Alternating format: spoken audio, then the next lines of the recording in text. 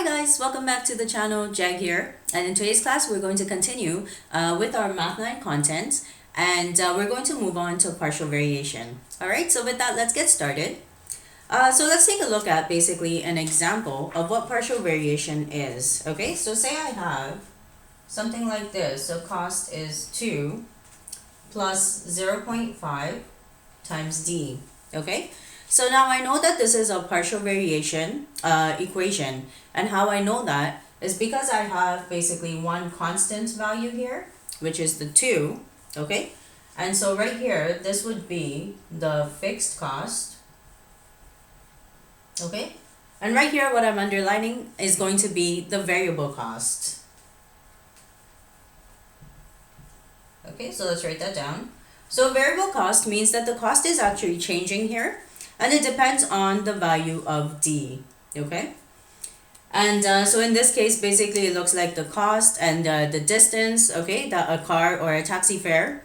So depending on the distance the taxi is traveling, that's how much actually you're going to have to pay in terms of the cost. All right? Okay, so let's try like an example here, okay? It says to graph the partial variation, but it does give you here like a table of values, okay? When you actually graph out the partial variation, you'll notice that the actual graph does not start at 0, 0. Okay, it's going to start somewhere else on the y-axis. So the y-intercept is going to be a constant value here. Okay? Okay, so I'm going to take this off.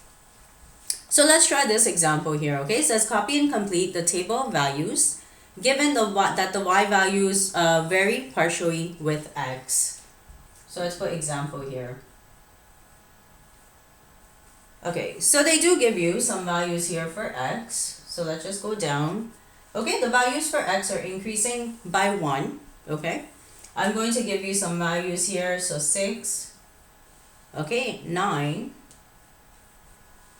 15, okay, and say 27 here. So it actually gives you like a couple of blank values, and you have to fill in the numbers. Okay, so say right here, I'll just underline it. Okay, we'll fill it out in a second. Okay, so if you look at this, it's almost like patterning. I can see that I'm actually increasing each of these values by 3. Okay, so the same thing right here, I'm going to increase it by 3. So I know the next value is going to be 12. Okay, and if I'm increasing it by 3 here, I know that the value is going to be 18. All right. So first, before we graph it out, what I want us to look at is the actual equation, okay? So again, I know that this is a straight line, so we're going to put y equals mx plus b. This is the equation of a linear function, okay? Where m, again, represents the slope and b represents the y-intercept, okay? So in this case, let's make an arrow. So this right here, you see how it's 0 and 6? So the value of x is 0, and the y-intercept here is actually equal to 6. Okay, and so this is what the b value is. The b value is equal to 6. Okay, now if you're looking at the slope, I can see as the x value is increasing by 1, the y value is increasing by 3. Okay, and this looks like it's a constant of variation. So the slope in this case is going to equal to 3. Okay, does everyone see that? So I'm going to put m equals 3. Okay, and it's basically, if you're looking at the y consecutive values, each time, okay, I'm just increasing by 3. So I know that the slope is equal to 3 in this case.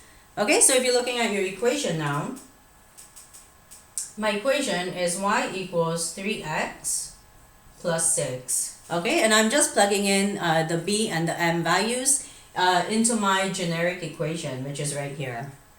Okay, does everyone see that? Okay, so I did want everyone to just take a look at the equation, okay? Because we can just use the equation in this case here to solve for this blank value, okay? Where the y value is given to us. Okay, so I'm going to just take this off.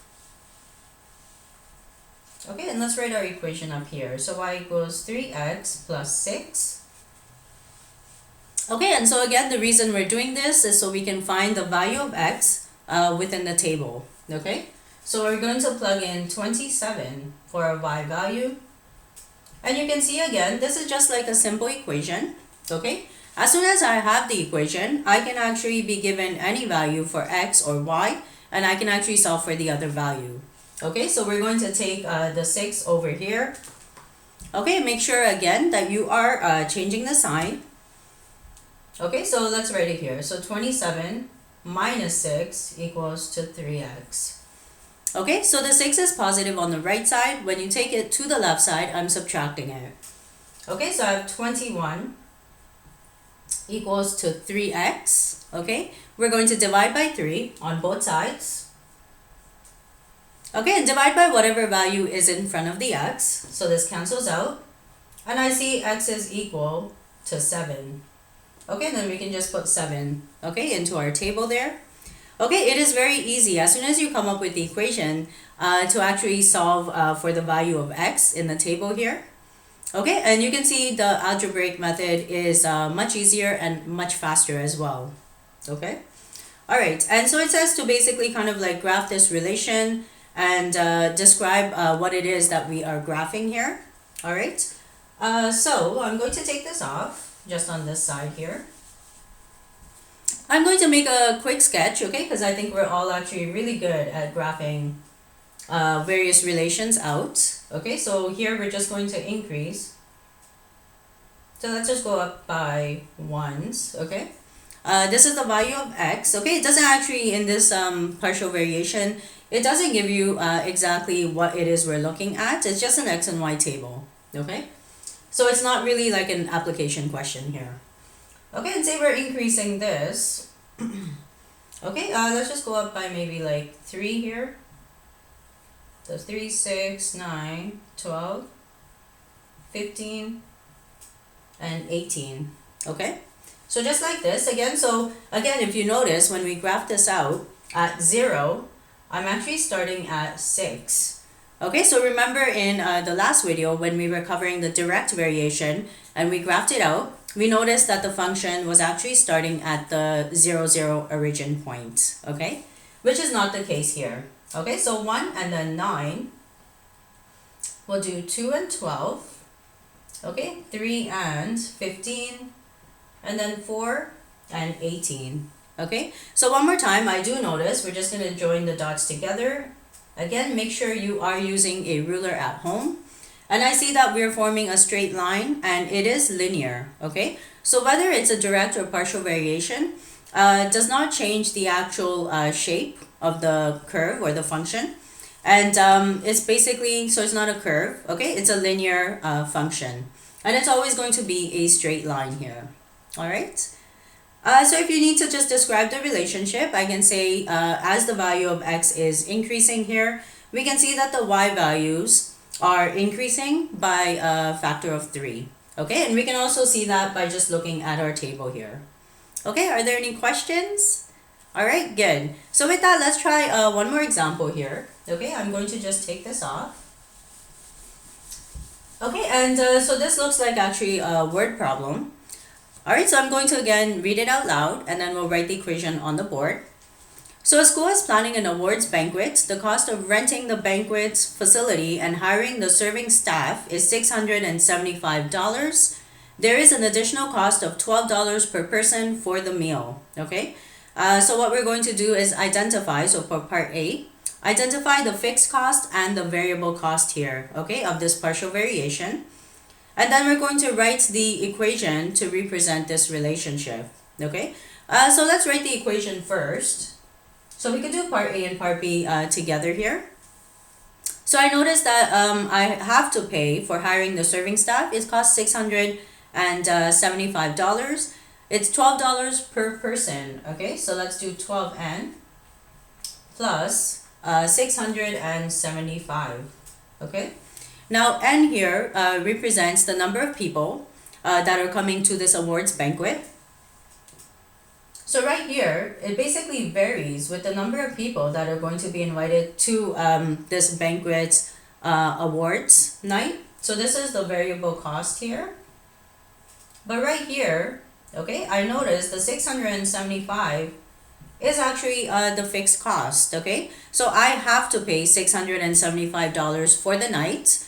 And after that, it actually depends on how many people I invite. And it's going to be $12 per person, okay, that is coming to this awards banquet. All right. All right, so we did A and B together here. We wrote out our equation. We identified the fixed cost and the variable cost. So for part C, it says use your equation to determine the total cost if you have 500 people attending the banquet, okay? So we're going to take n equals to 500. So this represents the number of people that are coming. So what we're going to do is, let's make an arrow, is I'm going to plug it into my equation here. Okay, so just like this. And we're going to do 12 times 500 plus 675. Okay, does everyone see that? And again, you could just put it into your calculator. So let's multiply this. And 675. Okay, so we're getting $6,675. Okay, does everyone see that? Make sure you are doing 12 times 500 first, and then add the 675. Okay, so this is the total cost for 500 people is going to be $6,675. Okay, does everyone see that? Okay, so this is actually a very simple calculation. Okay, I just have a certain number of people attending this awards banquet. Okay, I'm coming up with my equation, and then I'm just plugging in the values into my equation here for the value of n, and this gives me the total cost altogether. Okay, are there any questions? Okay, good. So what we're going to do now is just take a look at a couple of equations really quick. So let me take this off. Okay, and what you're going to do here is try to identify whether or not, so let me read this out loud. Identify each relation as a direct variation, a partial variation, or neither, and you're going to just kind of justify your answer. Okay, so let's try this one. So y equals 3x. Okay, so I noticed that basically I only have a variable portion here. There is no constant. Okay, so if there's nothing like after the 3x here, it's actually plus 0. And this 0 represents the y-intercept. So because the y-intercept is actually 0 here, this is going to be a direct variation. Okay, everyone see that? Let's put a here. So I'm going to take the 0 out, okay, so we don't get confused. This is actually the equation that's given. All right, so let's take a look at one more. Let's take a look at b. So it's y equals 2x plus 1. Okay, so if I look at this equation here, I notice that I have a variable portion, which is the 2x. So the variable portion is basically the number that is attached to the variable. Then I also have a constant portion, which is the 1 over here. Okay, and the plus 1 actually represents the y-intercept. So because the y-intercept is not 0, okay, I know that this is a partial variation. Okay, so let's write that underneath here, a partial variation. Okay, does everyone see that so far? So let's do one last example. So let me write this one out. So a lot of these cost word problems are very common. So let's put this is, say, 20n plus 500. Okay, and so again here I'm looking at this equation. So this looks like a cost function. Okay, like I have to pay maybe $500 for the night at this banquet hall, and after that the variable portion, it is $20 per person that is going to be attending this banquet. Okay, or this whatever it is, as in like an awards function. Okay, but because I have a variable portion and I have a fixed portion here in terms of the cost, I know that this is also a partial variation. Okay, does everyone see that? Okay, so a good way to remember it is if I just have like basically a variable portion in my equation, this is going to be a direct variation. Okay, and if I do have the constant portion here, as well as like the variable portion in my equation, this is going to be a form of partial variation. All right. Does everyone see what the difference is between the two types of variations? Okay, good. So this is actually really important. Basically, you should be going through these videos on direct and partial variation before you actually go through the slopes, okay, so you don't get confused. All right. Okay, so that looks good. And that brings this video to an end. Thank you so much for watching. Please make sure you do like, share, and subscribe to the channel. And I will see everyone next time. Thanks. Bye.